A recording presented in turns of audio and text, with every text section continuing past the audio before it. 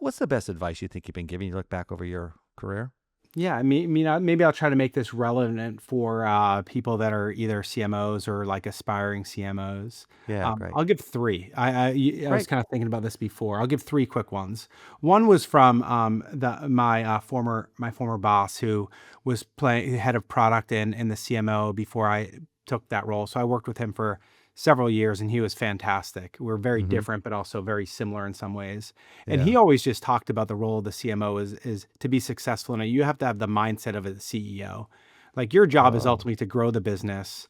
You have many direct levers, but also you need to really partner deeply with the product team. You need to provide insights. What are the customers saying? What are they doing? You need to really sometimes really help drive change in terms of strategic priorities of the company that expand beyond just buying media or creative. And Hmm. you obviously have to do that with a lens on the P&L. And how do you make sure that Sure. you're doing this in an efficient manner? So I definitely took that to heart. I think partly because it aligned with my general management background in general, Yep. but Yep. also because I think it's the right way CMOs need to view themselves as you're basically, a mini CEO. How would the CEO think about the problems and the decisions you're trying to make? How can you help, the CEO just run the business better by providing those I insights? love that. Who told you that, by the way? It That was was your former boss at Wayfair? Ed Macri. He Okay. was at Wayfair for a long time, and I worked for him for a long time. He brought me in, and great guy. He's now mostly retired and dabbling in a lot of fun hobbies down in Cape Cod. Good man. Good So man. that was Okay. one. I think the other two quick ones Yeah. were Go. for marketers who are maybe either very comfortable chasing shiny objects, let's say, or being innovative, or ones that are maybe more risk averse, which I think is generally my profile.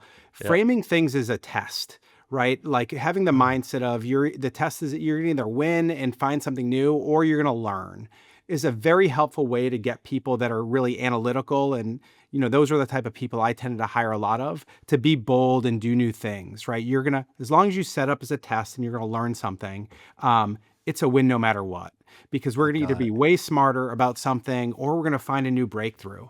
So that But was another. what's the thing there though? Is it just so? Listen, I hear your point. I totally agree. But just to be clear, what you're in essence saying is that rather than say, "Hey, I've created a big new idea," you're like, "Hey, we got this test we want to do." Is that what you're saying? Is that how you're going at the challenge or That's the?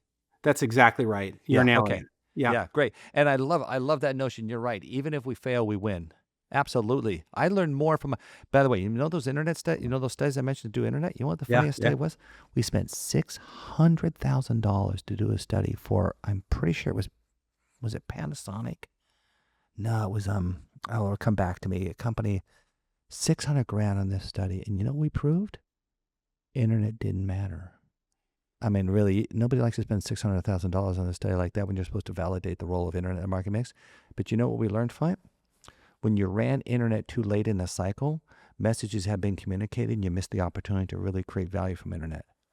So as much as I don't know that was worth 600 grand, by the way, we still learned something that was incredibly valuable to our understanding about how to play this new media. Yeah, Oh I wow, love that. that's yeah, Yeah, that's it's incredible. crazy. You learn something as an You expensive learning, but you something expensive came of learning, it. but you still got learning, right? Okay, what else? You got a third one. Go ahead. Yeah, I guess the third one is one more for general career advice for anyone, where Yeah. it's, really prioritizing acquisition of skills and responsibilities in your roles versus chasing titles or chasing a small pay bump by Oh. jumping around, right? If a new role or the existing role Hmm. doesn't provide you with skill acquisition, challenging yourself, increased responsibility, then you really should start getting antsy.